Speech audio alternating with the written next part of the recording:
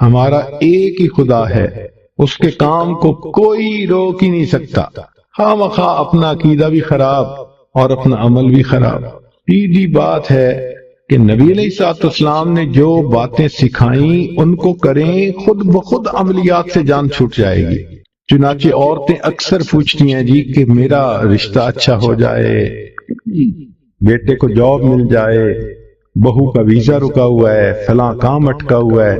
تو بھئی اٹکے ہوئے کاموں کے لیے عمل نبی علیہ السلام کے مبارک زبان سے ابو داؤد شریف کی روایت ہے۔ نبی علیہ السلام نے فرمایا، جو مومن صبح و شام 7 مرتبہ اس دعا کو پڑھے گا، اللہ تعالیٰ اس کے ہر ادھورے کام کو پورا فرما دے گا۔ اور وہ کیا ہے؟ حسبی اللہ لا الہ الا ہو علیہ توکلت وہو رب العرش العظیم۔ بعض لوگوں کو رزق کی تنگی کے بڑے شکوے ہوتے ہیں اور ان کے دل پہ فاقے کا خوف رہتا ہے، ڈر رہتا ہے، اور فاقے سے بچنے کے لیے وہ سارا دن کاروبار کے پیچھے بھاگتے دوڑتے بھی رہتے ہیں۔ سنیے، ابو نعیم کی روایت ہے، ابن ابی شیبہ نے بھی اس کو لکھا کہ نبی علیہ الصلوۃ والسلام نے ارشاد فرمایا، جو شخص اس دعا کو پڑھے گا اللہ اس سے 70 مصیبتیں دور کریں گے، جن میں سب سے چھوٹی مصیبت اس کا فاقہ ہوگا۔ جو شخص اس دعا کو پڑھے اللہ تعالیٰ اس سے 70 مصیبتوں کو دور فرمائیں گے، اور سب سے چھوٹی مصیبت فاقہ ہوگی، اور وہ فکرہ ہے، لا حول ولا قوة الا باللہ، لا ملجأ ولا منجأ من اللہ الا الیہ۔ کئی مرتبہ انسان غمزدہ ہوتا ہے اور سوچتا ہے میں تو اکیلا ہوں، میرا ساتھ دینے والا کوئی نہیں، ماں باپ فوت ہو گئے، کہاں جاؤں، کس کو دل کا غم سناؤں، میرا غم کیسے دور ہو۔ نبی علیہ الصلوۃ والسلام نے فرمایا، کنز المال کی روایت ہے کہ قرآن مجید کی ایک آیت کو 3 مرتبہ یقین کے ساتھ پڑھ لیں، اللہ تعالیٰ غمزدہ دل کو تسلی فرما دیتے ہیں۔ لا الہ الا انت سبحانک انی کنت من الظالمین۔ اتنی مختصر سی آیت ہے اور اکثر بچیوں کو یاد بھی ہوتی ہے۔ اس آیت کو 3 مرتبہ پڑھنے پر اللہ تعالیٰ انسان کی سیڈنس ختم کر دیتے ہیں، غم ختم کر دیتے ہیں، دل کو خوشی عطا فرما دیتے ہیں۔ کئی لوگوں کو دیکھا کہ بیمار ہوتے ہیں، کبھی ہسپتال کا چکر، کبھی ڈاکٹر کے پیچھے، تو نبی علیہ الصلوۃ والسلام نے ایک حدیث پاک میں فرمایا، اس حدیث کو مسند احمد نے روایت کیا اور طبرانی نے روایت کیا کہ جو شخص فجر کے بعد 3 مرتبہ یہ دعا پڑھ لے اللہ 4 مرضوں سے اس کو نجات عطا فرما دیتے ہیں۔ امید ہے کہ مستورات توجہ سے یہ بات سنیں گی اور اس کی اہمیت کو ذرا سمجھیں گی کہ جو شخص فجر کے بعد 3 مرتبہ یہ آیت پڑھ لے تو اللہ تعالیٰ اس کو 4 بڑے بڑے مرضوں سے بچائیں گے۔ نمبر 1، پاگل پن۔ اگر کوئی آدمی مینٹلی ان بیلنسڈ ہو، ریٹارڈڈ ہو، یا جس بندے کو چیزیں بھول جاتی ہوں یا چیزیں یاد نہ رہتی ہوں، ذہن سے متعلقہ جو بیماریاں ہیں وہ اسی پاگل پن کے زمرے میں آئیں گی، یا کسی کو مرگی کی بیماری ہوتی ہے وہ بھی اسی زمرے میں آئے گی۔ تو پہلی بیماری جو اللہ تعالیٰ دور کرتے ہیں وہ ہے پاگل پن، اور دوسری بیماری کوڑ پن۔ کوڑ پن کہتے ہیں چہرہ بدصورت ہو جانا۔ یہ بھی ہو سکتا ہے کہ برس کی بیماری ہو جائے، جیسے بعض عورتوں کو جلد بالکل سفید ہو جاتی ہے اور عجیب بدنما چہرہ ہو جاتا ہے، یا کئی مرتبہ جسم پہ تل اتنے نکل آتے ہیں، دانے اتنے نکل آتے ہیں کہ چہرہ بدنما ہو جاتا ہے، یا چہرے پر داغ پڑ جاتے ہیں کالے رنگ کے۔ تو چہرے پہ داغ پڑیں، چہرے پہ دانے بنیں، یا چہرے پہ برس کے نشان پڑیں، کوئی بھی چیز ہوگی وہ اسی کوڑ پن کے زمرے میں شامل ہوگی، جس سے کہ چہرہ انسان کا بدصورت ہوتا ہو۔ یہ بیماری بھی اللہ دور فرما دیں گے۔ اب جن بیچاریوں کو بیوٹی پارلر پہ جانے کا شوق رہتا ہے اور اپنے فیس پہ پتہ نہیں کیا کیا پروسیس وہ کرواتی ہیں، تو ان کو تو چاہیے کہ وہ اس آیت کو یا اس فکرے کو بار بار پڑھیں تاکہ اللہ تعالیٰ ان کے چہروں کی خوبصورتی دیر تک سلامت رکھیں۔ اور تیسری چیز ہے اندھا پن۔ اندھے پن سے مراد یہ کہ آنکھوں کی بینائی ہی چلی گئی، یا آنکھوں میں موتیا بند آ گیا، یا آنکھوں پہ اینک لگانی پڑ گئی۔ یہ سب ایک ہی بیماری کی تفصیلات ہیں۔ تو جن کی نظر کمزور وہ بھی پڑھ سکتی ہیں، یا جن کو لینز لگانے پڑتے ہیں، کنٹیکٹ لینز صحیح یا کوئی اور، اس مصیبت سے بھی جان چھوٹ گئی۔ اور جن کی بینائی چلی گئی اللہ ان کے لیے بھی آسانیاں فرما دیتے ہیں۔ تو پاگل پن کی بیماری ختم، کوڑ پن کی بیماری ختم، اندھے پن کی بیماری ختم، اور چوتھا فرمایا فالج کی بیماری ختم۔ فالج ایک تو ہوتا ہے کہ انسان کا ہاتھ یا پاؤں کام ہی نہ کریں، اور ایک یہ بھی ہوتا ہے کہ اتنی ویکنس کہ عورت کہتی ہے مجھ سے تو کھڑا ہی نہیں ہوا جاتا، میرے پاؤں سن ہو جاتے ہیں، میرے ہاتھ سن ہو جاتے ہیں۔ یہ ساری چیزیں کمزوری اور فالج کی ابتدائی سٹیجز ہیں۔ تو یہ سب چیزیں ٹھیک ہو جاتی ہیں۔ اب بتائیں کہ اتنی بڑی بڑی بیماریوں سے جس بندے کو بچنے کی خوشخبری مل رہی ہو تو وہ تو پھر اس عمل کو کیے بغیر رہ ہی نہیں سکتا۔ اور یہ عمل دیکھو چھوٹا کتنا ہے۔ وہ جو فکرہ فرمایا حدیث میں وہ ہے سبحان اللہ العظیم وبحمدہ ولا حول ولا قوت الا باللہ۔ اتنا سا فکرہ پڑھنے پر اللہ چہرہ بھی پر نور بنا دیتے ہیں، میموری بھی تیز کر دیتے ہیں، اللہ تعالیٰ بینائی بھی تیز کر دیتے ہیں، اور اللہ تعالیٰ جسم میں طاقت بھی بھر دیتے ہیں۔ یہاں تک تو نیکیاں کمانا، گناہوں کو بخشوانا، فرشتوں کی دعائیں لینا، غمزدہ دل کو تسلی ملنا، اور بیماریوں سے محفوظ ہونا، اس طرح کے عمل بتائے تھے۔ اب ایک عمل سن لیجئے کہ دجال سے محفوظ ہونا۔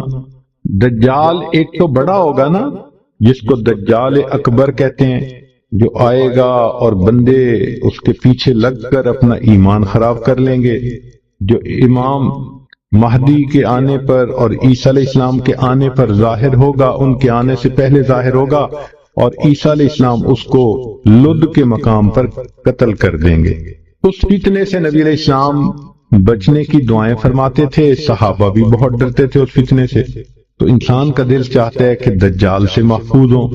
حدیث پاک میں ہے جو شخص جمعہ کے دن سورہ کہف پڑھے تو جمعہ سے جمعہ تک اس کے گناہ معاف، اور اگر وہ روزانہ پہلی 10 اور آخری 10 آیتیں پڑھ لے اللہ اس کو دجال سے محفوظ فرمائیں گے۔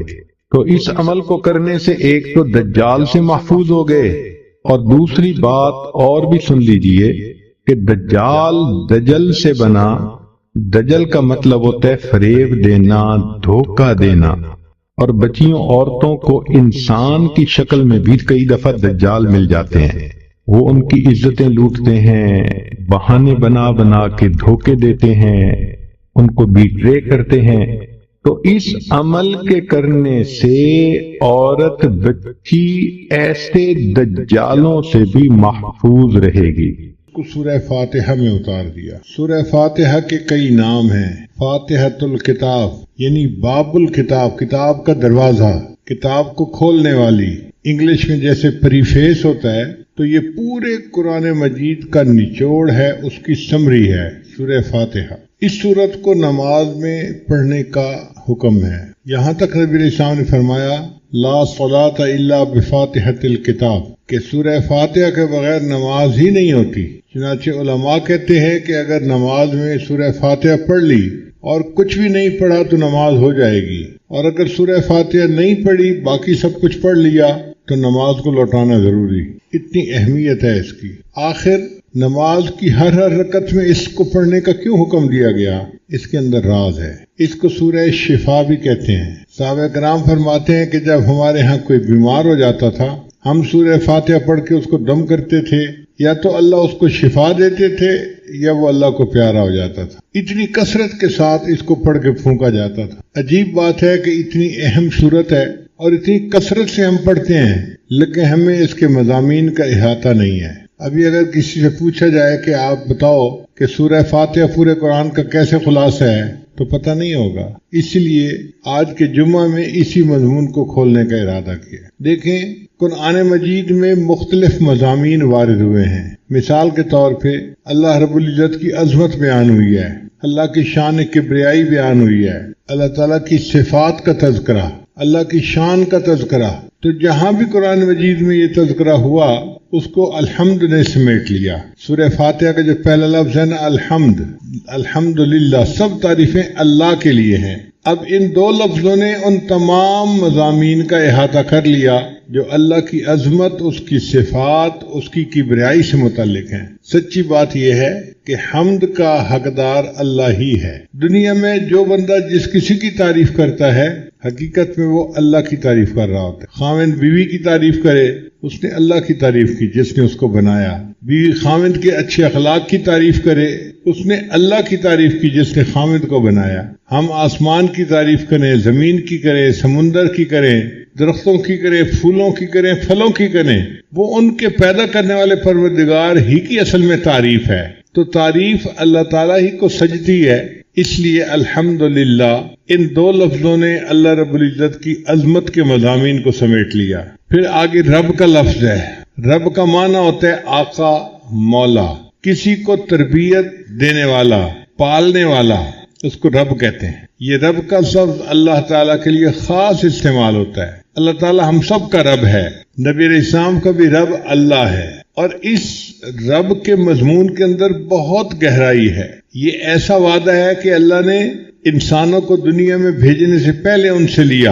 حدیث پاک میں آتا ہے کہ اللہ تعالیٰ نے عالم ارواح میں سب انسانوں کو پیدا کیا، ان کی شکلیں انسانوں والی تھیں مگر ان کے جسم چھوٹے تھے، جیسے چیونٹی چھوٹی سی ہوتی ہے اس طرح چھوٹے چھوٹے انسان تھے۔ پھر اللہ تعالیٰ نے ان سے پوچھا الستُ بربکم، کیا میں تمہارا پروردگار نہیں ہوں؟ تو نبی علیہ السلام نے سب سے پہلے جواب دیا قالوا بلا، اے اللہ آپ ہی ہمارے رب ہیں۔ پھر آپ صلی اللہ علیہ وسلم سے جواب سننے کے بعد سارے انسانوں نے اللہ کی ربوبیت کا اقرار کیا۔ اب یہ میثاق ہے، یہ ایک وعدہ ہے جو مخلوق نے اپنے اللہ سے کیا۔ تو اللہ تعالیٰ نے مخلوق کو دنیا میں بھیجا۔ اچھا میں دیکھتا ہوں کہ تم دنیا میں جا کے کس کو رب سمجھتے ہو۔ اب ہمارا سب سے بڑا امتحان جو دنیا میں ہے کہ ہم اپنا پالنے والا کس کو سمجھتے ہیں۔ بہت سارے لوگ سمجھتے ہیں کہ ہم کھیتی سے پل رہے ہیں، ہم فیکٹری سے پل رہے ہیں، ہم اپنی جاب سے پل رہے ہیں، ہم اپنے کاروبار سے پل رہے ہیں۔ یہ سب غلط ہے۔ پالنے والا کون ہے؟ اللہ ہے۔ جس طرح پہلے زمانے میں لات اور منات کی نفی کی جاتی تھی، اسی شد و مد کے ساتھ اس کی نفی کرنی چاہیے کہ ہم فیکٹری سے نہیں پل رہے، دکان سے نہیں پل رہے، کھیتی باڑی سے نہیں پل رہے، ہمیں اللہ پالنے والا ہے۔ آج کاروبار کی بات آتی ہے تو لوگ دین کو ایک طرف کر دیتے ہیں اور یہ آخر کاروبار ہے، کیا کریں؟ ایسی بات نہیں ہے۔ کاروبار نہیں پال رہا، ہمیں اللہ پال رہے ہیں۔ کسی کو کاروبار کے ذریعے سے دے دیتے ہیں، کسی کو فیکٹری کے ذریعے سے دے دیتے ہیں، کسی کو اللہ تعالیٰ جاب کے ذریعے سے دے دیتے ہیں۔ یہ اسباب ہیں جو اللہ نے بنائے ہیں، دینے والا اللہ ہے۔ اس کی مثال آپ یوں سمجھیں کہ جیسے ایک بچہ ہوتا ہے نا، تو اس پہ تو سب عورتیں مہربان ہوتی ہیں۔ چھوٹا بچہ سب کو پیارا لگتا ہے، ذرا روتا ہے تو ہر عورت اس کو گود میں لینے کی کوشش کرتی ہے، مگر اس بچے کا تعلق اپنی ماں کے ساتھ خاص ہوتا ہے، اس لیے کہ ماں اس کی مربیہ ہوتی ہے، اس کی پالنے والی ہوتی ہے، اس کی ذمہ دار ہوتی ہے۔ اور بچہ اماں کا نام پکارتا ہے تو ماں ہل جاتی ہے، تھکی ہوئی ہو، نیند میں ہو، جو مرضی ہو، فوراً اٹھ کے بچے کی طرف بھاگتی ہے، میرا بیٹا کیوں مجھے پکار رہا ہے، اپنے بچے کی بات کا جواب دیتی ہے، اس کی ضرورت کو پورا کرتی ہے۔ اب چونکہ ہمارے رب اللہ ہیں، اس لیے اللہ تعالیٰ نے ہمیں یہ بتلا دیا کہ تم نے کچھ مانگنا ہو تو مجھ سے مانگو۔ اس لیے قرآن مجید کی اکثر دعائیں آپ اگر دیکھیں تو رب کے لفظ سے شروع ہوتی ہیں۔ ربنا آتنا فی الدنیا حسنہ، ربنا لا تزغ قلوبنا بعد اذ ہدیتنا، ربنا اغفر لنا ذنوبنا واسرافنا فی امرنا۔ تو رب کے لفظ سے دعائیں مانگنی سکھائی گئیں۔ کیوں؟ کہ جب بندہ یا رب یا رب یا رب کہتا ہے تو اس کی مثال ایسے ہی ہے جیسے کوئی بچہ امی امی امی کہہ رہا ہوتا ہے۔ اچھا یہ بتائیے کہ بچے کی ماں کا نام ہے فاطمہ اور بچہ کہتا ہے فاطمہ فاطمہ فاطمہ، ماں کے دل میں محبت کا وہ جذبہ نہیں اٹھے گا؟ لیکن اماں کہنے سے ماں کا دل ہل جائے گا، میرے بیٹے نے مجھے پکارا ہے۔ اسی طرح ہم جب رب کہتے ہیں تو اللہ تعالیٰ کی رحمت جوش میں آ جاتی ہے، میرے بندے تجھے پالنے کی ذمہ داری میری ہے، تو مجھے پکارتا ہے، میں تیری ضرورتوں کو پورا کر دوں گا۔ اب پوری زندگی ہم نے یہ یقین بنانا ہے کہ ہمارا رب اللہ ہے، اسباب سے نظر ہٹا کے مسبب الاسباب کی طرف لے جانی ہے، مخلوق سے نظر ہٹا کے اللہ کی طرف لے جانی ہے۔ اور وہ اللہ صرف ہمارا رب نہیں ہے، رب العالمین، وہ جہانوں کا پروردگار ہے، جتنی مخلوق ہے، جہاں بھی ہے، کہیں بھی ہے، ان سب کا رب اللہ ہے۔ اسی رب کا یقین بنانے کے لیے اہل اللہ کی صحبت اختیار کی جاتی ہے اور اسی کے لیے جماعت میں نکلا جاتا ہے۔ دعوت و تبلیغ میں نکل کے کون سا یقین بناتے ہیں؟ اللہ کے رب ہونے کا یقین بنانا ہوتا ہے کہ یہ یقین دل میں بیٹھ جائے اور بندہ اللہ کو اپنا رب سمجھنے لگ جائے۔ اور اگر زندگی میں یہ یقین بن گیا تو آپ دیکھیے کہ مرنے کے بعد سب سے پہلے یہی سوال پوچھا جائے گا۔ حدیث پاک میں آتا ہے کہ جب مردے کو دفن کیا جاتا ہے تو قبر میں 2 فرشتے اس سے سوال پوچھنے آتے ہیں۔ وہ کون سا سوال پوچھتے ہیں؟ مر ربکم، تمہارا رب کون ہے؟ بھئی بتاؤ تم نے دنیا میں کیا یقین بنایا، کیا سیکھ کے آئے، دنیا میں کیا سبق پڑھ کے آئے؟ مر ربکم، تمہارا رب کون ہے؟ اب جس نے یقین نہیں بنایا ہوگا وہ کہے گا ہے ہاتھ اللہ ادری، مجھے نہیں پتا میرا رب کون ہے۔ اور جس نے دین پر محنت کی ہوگی اور اپنے رب کے ساتھ یقین کو مضبوط کیا ہوگا وہ کہے گا اللہ میرا رب ہے، تو وہ کامیاب ہو جائے گا۔ پھر قیامت کے دن بھی ہمیں اپنے رب کے سامنے کھڑا ہونا پڑے گا۔ یوم یقوم الناس لرب العالمین، قیامت کے دن ہم کس کے سامنے کھڑے ہوں گے؟ اپنے رب کے سامنے کھڑے ہوں گے، اور جنت میں جائیں گے تو اللہ ہمیں لے جائے گا۔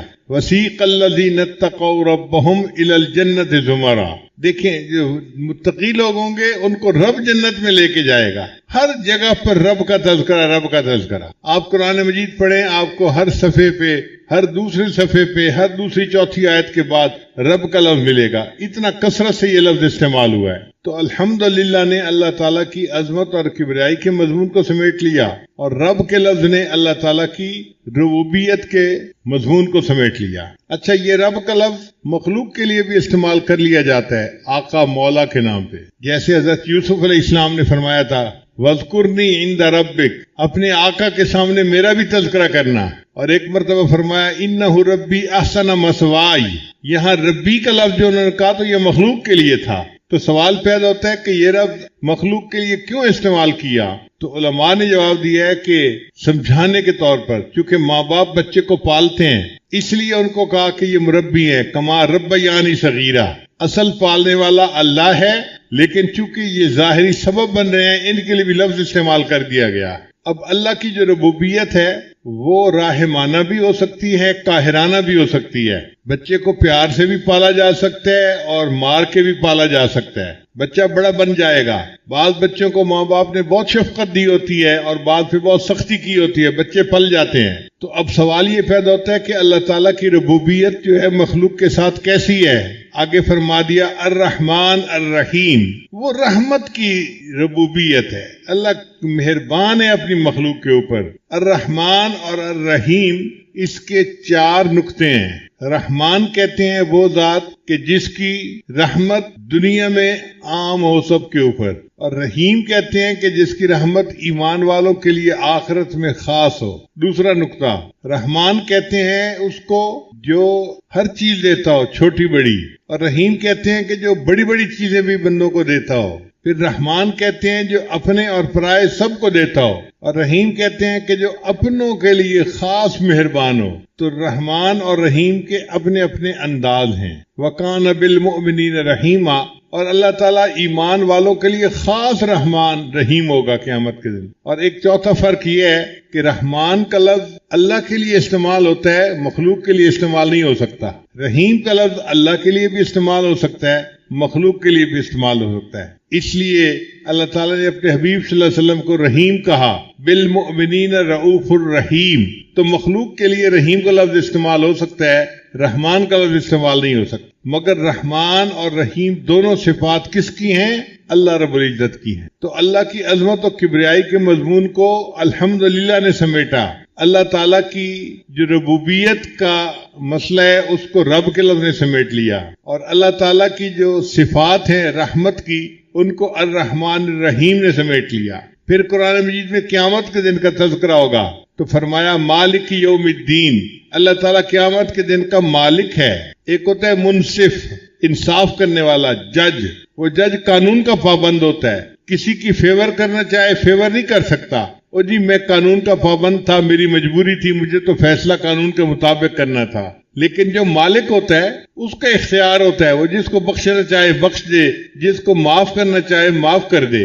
تو اللہ تعالیٰ قیامت کے دن کے مالک ہوں گے، جس کو اللہ تعالیٰ معاف کرنا چاہیں گے اللہ اس کو معاف کر دیں گے، کوئی پوچھنے والا نہیں ہوگا کہ جی آپ نے اس کو معاف کیوں کر دیا۔ وہ رب ہے، وہ پروردگار ہے۔ اور اللہ تعالیٰ جو قیامت کے دن کے مالک ہوں گے تو اس کے لیے عجیب، سب مخلوق کو موت آ جائے گی جب سور پھونکا جائے گا، انسان، حیوان، چرند پرند، جن، سب کچھ مر جائے گا، صرف سور بچے گا اور حضرت اسرافیل علیہ السلام بچیں گے۔ اسرافیل علیہ السلام سور پھونک رہے ہوں گے، ساری مخلوق مر جائے گی۔ پھر ایک وقت آئے گا کہ اللہ تعالیٰ اسرافیل علیہ السلام کو بھی موت دے دیں گے اور سور کو بھی توڑ دیا جائے گا۔ اس وقت مخلوق میں سے کوئی دنیا میں نہیں ہوگا۔ جب کوئی نہیں ہوگا اللہ تعالیٰ فرمائیں گے لمن الملک اليوم، آج کس کی بادشاہی ہے؟ کوئی جواب دینے والا نہیں ہوگا۔ پھر اللہ خود فرمائیں گے للہ الواحد القہار، ایک اللہ قہار کی بادشاہی ہے۔ پھر قیامت کا دن ہوگا اور اللہ تعالیٰ اس دن کے بادشاہ ہوں گے، مالک ہوں گے۔ تو قیامت کے مضمون کو اس مالک یوم الدین نے سمیٹ لیا۔ پھر اس کے بعد قرآن مجید میں اللہ کی عبادت کے تذکرے ہیں، ایاک نعبد، ان دو لفظوں نے اس مضمون کو سمیٹ لیا۔ اے اللہ ہم آپ ہی کی عبادت کرتے ہیں۔ بندے کے لیے سب سے بڑا مقام ابدیت ہے، ولایت سے بھی اونچا، نبوت سے بھی اونچا، رسالت سے بھی اونچا مقام کس کا ہے؟ ابدیت کا ہے۔ اس لیے اللہ نے اپنے پیارے حبیب صلی اللہ علیہ وسلم کے لیے عبد کے لفظ کو استعمال کیا، سبحان الذی اسرا بعبدہ لیلا من المسجد الحرام الی المسجد الاقصی، عبد کا لفظ استعمال کیا گیا۔ حضرت عیسیٰ علیہ السلام کی پیدائش ہوئی تو انہوں نے اپنے لیے عبد کا لفظ استعمال کیا۔ جب ان کی والدہ بیوی مریم ان کو لے کر آئی اپنی قوم کی طرف تو قوم حیران ہو گئی، یا مریم لقد جئت شیئا فریا، اے مریم تو یہ طوفان چیز کیا لے کے آ گئی، تو غیر شادی شدہ ہے، تیرے ہاں بیٹا کیسا ہو گیا؟ فاشارت الیہ، تو بیوی مریم نے قوم کو کہا کہ اسی بچے سے پوچھو، میرا سر نہ کھاؤ۔ قالو، کہنے لگے کیف نکلم من کان فی المہد صبیا، وہ بچہ جو گود میں ہے چند گھنٹے پہلے پیدا ہوا یہ کیسے بول سکتا ہے؟ اس وقت اللہ رب العزت نے حضرت عیسیٰ علیہ السلام کو حکم دیا کہ اے میرے پیارے عیسیٰ علیہ السلام آپ بولیے اور اپنی والدہ کی پاک دامنی کی گواہی دیجیے۔ تو حضرت عیسیٰ علیہ السلام نے کلام شروع کیا، قال انی عبد اللہ، میں اللہ کا بندہ ہوں، آتانی الکتاب وجعلنی نبیا، مجھے اللہ نے کتاب دی ہے اور نبی بنا کر بھیجا ہے۔ تو دیکھو حضرت عیسیٰ علیہ السلام نے بھی ابدیت کا اظہار کیا۔ تو بندے کے لیے ابدیت سب سے اونچا مقام ہے، اس لیے جب بھی ہم مانگیں اللہ سے تو اللہ کی بندگی مانگے، اے اللہ ہمیں اپنا بندہ بنا لیجئے۔ ہمارے لیے سب سے بڑا اعزاز یہ ہے ہم آپ کے بندے بن جائیں۔ حضرت علی نے فرمایا کرتے تھے اے اللہ میرے لیے یہی عزت کافی ہے کہ تو میرا پروردگار ہے، میرے لیے یہی عزت کافی ہے کہ تو میرا پروردگار ہے، اور میرے لیے یہی فخر کافی ہے کہ میں تیرا بندہ ہوں۔ اے اللہ ہم آپ کے بندے ہیں، ہمارے لیے اس سے بڑے فخر کی بات کیا ہو سکتی ہے؟ تو ایاک نعبد نے ابدیت کے مضمون کو سمیٹ لیا، و ایاک نستعین، اور اے اللہ ہم آپ ہی سے مدد مانگتے ہیں، چونکہ آپ کی عبادت کرتے ہیں، آپ ہی ہمارے مددگار ہیں، آپ ہی مشکل کشا ہیں، آپ ہی حاجت روا ہیں۔ تو اللہ تعالیٰ کو مشکل کشا مانا، حاجت روا مانا اور اللہ ہی سے مدد مانگی۔ اب مدد جب انسان مانگتا ہے تو بہت ساری چیزیں مانگتا ہے، مگر ان میں سب سے اہم چیز پہلے مانگتا ہے۔ ہمارے لیے دنیا میں سب سے اہم چیز کیا تھی؟ اہدنا الصراط المستقیم، اے اللہ ہمیں سیدھے راستے کی رہنمائی فرما دیجیے۔ سیدھے راستے کی رہنمائی مل جانا، ہدایت کا مل جانا، یہ بندے کی سب سے بڑی ضرورت ہے۔ اب اہدنا الصراط المستقیم نے ان پورے مضامین کو سمیٹ لیا جن میں اللہ تعالیٰ نے بندے کو ہدایت کے بارے میں فرمایا ہے۔ پھر فرمایا کہ اب یہ جو ہم نے ہدایت کا راستہ مانگا ہے، اس راستے کی خوبیاں کیا ہیں؟ آسان طریقہ تھا، آگے کہہ دیا جاتا صراط القرآن والحدیث، کہ قرآن اور حدیث کے راستے پہ چلا دے۔ اللہ نے فرمایا نہیں، صراط الذین انعمت علیہم، ان لوگوں کا راستہ جن پر تیرا انعام ہوا۔ اللہ جو تیرے بندے انعام یافتہ تھے، ہمیں ان کے راستے پہ چلا دیجئے۔ اب اللہ کے انعام یافتہ بندے کون تھے؟ قرآن مجید نے اس کی تفصیل بیان کر دی۔ انعم اللہ علیہم من النبیین والصدیقین والشہداء والصالحین وحسن اولئک رفیقا۔ 4 طرح کے لوگ ہوتے ہیں جو انعام یافتہ ہیں، انبیاء، صدیقین، شہداء اور صالحین، نیک بندے۔ تو 4 کی بات مانو، ان 4 کی بات مانو گے تو تم سیدھے رستے پر رہو گے، اور فرمایا کہ 4 کی بات مانو گے تو سیدھے رستے پر رہو گے، اور اگر 4 کی بات مانو گے دوسرے 4 کی تو تم گمراہ ہو جاؤ گے۔ وہ کون سے 4 ہیں جن کی بات نہیں مانی؟ فرمایا غیر المغضوب علیہم ولا الضالین۔ اس میں بھی 4 قوموں کا تذکرہ کیا، یہود، نصارہ، ملحدین اور مشرکین۔ یہ 4 قومیں ہیں، تم نے ان کی بات نہیں ماننی، تو 4 کی ماننی ہے، سیدھا رستہ رہے گا، اور 4 کی نہیں ماننی ورنہ ہم بھٹک جائیں گے۔ جن کی نہیں ماننی وہ کون 4 ہیں؟ یہود، نصارہ، ملحدین، مشرکین۔ ان 4 کی نہیں ماننی۔ اگر ان کی 4 کی نہیں مانیں گے تو ہم سیدھے رستے پر رہیں گے۔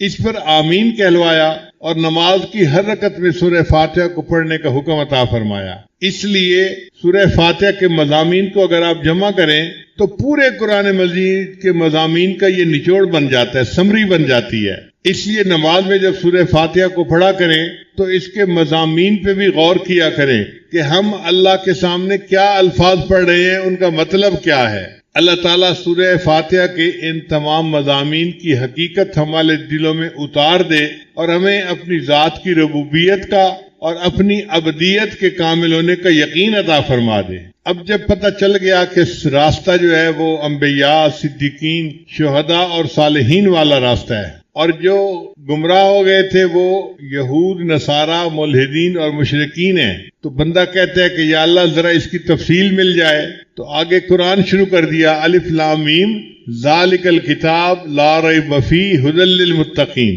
میرے بندو تم کتاب کہتے ہو، یہ کتاب ہے، یہ ہدایت دیتی ہے متقی لوگوں کو۔ متقین کا لفظ کیوں کہا؟ اس لیے کہ نیت ٹھیک ہونی چاہیے۔ اگر بندہ قرآن پڑھے اور نیت ہدایت کی ہو تو پھر اس کو ہدایت ملتی ہے۔ اگر نیت میں کوتاہی ہو تو انسان قرآن پڑھ کے بھی کئی دفعہ گمراہ ہو جاتا ہے۔ چنانچہ ہم نے دیکھا ہے یہود و نصارہ اپنی یونیورسٹیوں میں پی ایچ ڈی کرواتے ہیں۔ یہود و نصارہ پی ایچ ڈی کروا رہے ہوتے ہیں اسلامیات کے مضمون میں، وہ وہاں مسلمان لڑکوں کو قرآن پڑھا کے گمراہ کر دیتے ہیں۔ تو قرآن مجید کو پڑھے، نیت ٹھیک ہو، ہدایت کی نیت ہو، پھر ہدایت ملتی ہے۔ اس لیے فرمایا ھدی للمتقین، یہ ہدایت دیتی ہے متقی کو۔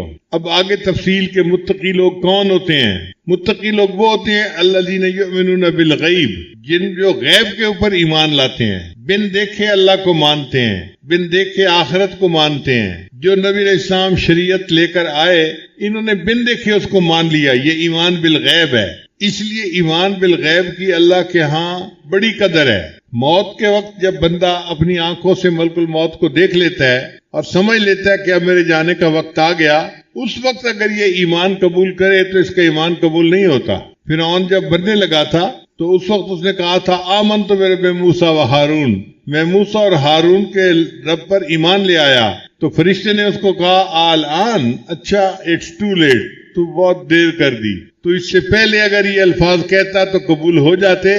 اب تو نے جب مناظر کو دیکھ لیا آخرت کے، اب یہ ایمان بالغیب نہیں رہا، اب یہ نظر آ رہا ہے، اب تمہارا دعویٰ قبول نہیں ہے۔ تو بن دیکھے جو ہم نے اللہ کو مانا، اس وجہ سے اللہ کے ہاں ایمان بالغیب کی بڑی قدر و قیمت ہے۔ کتابوں میں ایک عجیب واقعہ لکھا ہے، ہارون رشید اپنی بیوی کے ساتھ دریا کے کنارے چہل قدمی کر رہا تھا۔ اس نے ایک بزرگ کو دیکھا، اللہ والے کو دیکھا، وہ مکان بنا رہے تھے۔ جیسے بچے کھیلتے ہیں نا ریت پانی کے ساتھ، تو وہ اپنے پاؤں ہاتھوں کے ساتھ مکان چھوٹے چھوٹے بنا رہے تھے۔ ہارون رشید نے دیکھا تو اس نے پوچھا بہلول کیا کر رہے ہو؟ بھئی مکان بنا رہا ہوں۔ کیوں؟ کہ جو بندہ اس مکان کو خریدے گا میں دعا کروں گا اللہ اس مکان کے بدلے اس کو جنت میں مکان عطا فرما دے۔ بہلول قیمت کیا ہے؟ اس نے کہا 1 دینار قیمت ہے، یعنی 1 روپیہ قیمت ہے۔ بہلول سمجھا کہ یہ موجی بندہ ہے اور یہ جہاز ہے جو پرواز کر رہا ہے، بس موج میں بیٹھا ہوا ہے۔ پیچھے اس کی بیگم آئی، اس نے بھی سلام کیا۔ بہلول کیا کر رہے ہو؟ مکان بنا رہا ہوں۔ کیوں؟ جو خریدے گا میں دعا کروں گا اللہ اس مکان کے بدلے اس کو جنت میں مکان عطا فرما دے۔ وہ عورت ذات تھی، دل میں اللہ والوں کا احترام تھا۔ اس نے پوچھا قیمت کتنی ہے؟ کہنے لگا 1 دینار۔ اس نے 1 دینار پرس میں نکال کے دے دیا، اچھا میرے لیے دعا کر دینا۔ اب جب رات ہوئی تو ہارون رشید نے خواب دیکھا کہ جنت ہے اور اس کے خوبصورت مکان ہے، اور یہ پھر رہا ہے، جنت کی سیر کر رہا ہے۔ بڑا حیران، ایک مکان کی 1 اینٹ سونے کی، 1 اینٹ چاندی کی، اور مشک کا سیمنٹ اس میں استعمال ہوا ہے۔ ایک مکان دیکھا جو بے جوڑ ہیرے موتی کا بنا ہوا تھا، ایک مکان سرخ یاقوت کا بنا ہوا تھا، روبی کا بنا ہوا تھا۔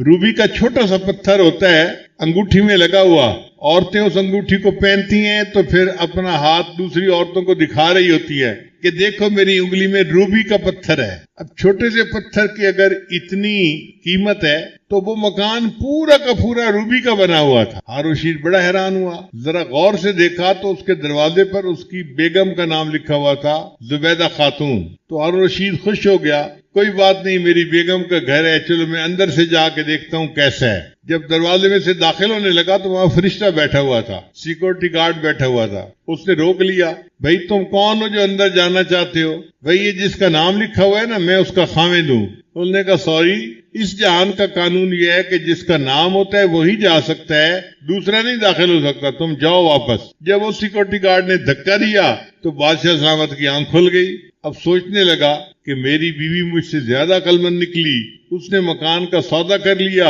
اور میں نے تو موقع ضائع کر دیا۔ اب بڑا افسوس ہو رہا ہے۔ افسوس اس کو 2 وجوہات سے تھا۔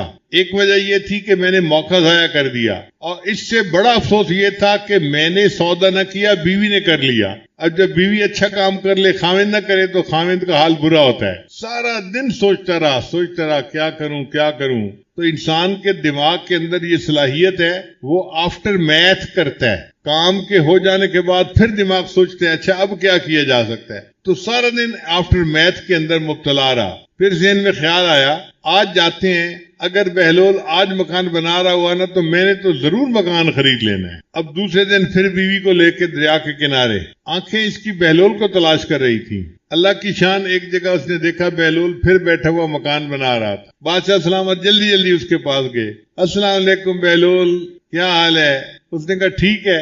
بہلول ٹول خدے، اس نے کہا ہاں سب ٹھیک ہے۔ کیا کر رہے ہو؟ اس نے کہا مکان بنا رہا ہوں۔ کیوں بنا رہے ہو؟ اس لیے بنا رہا ہوں کہ جو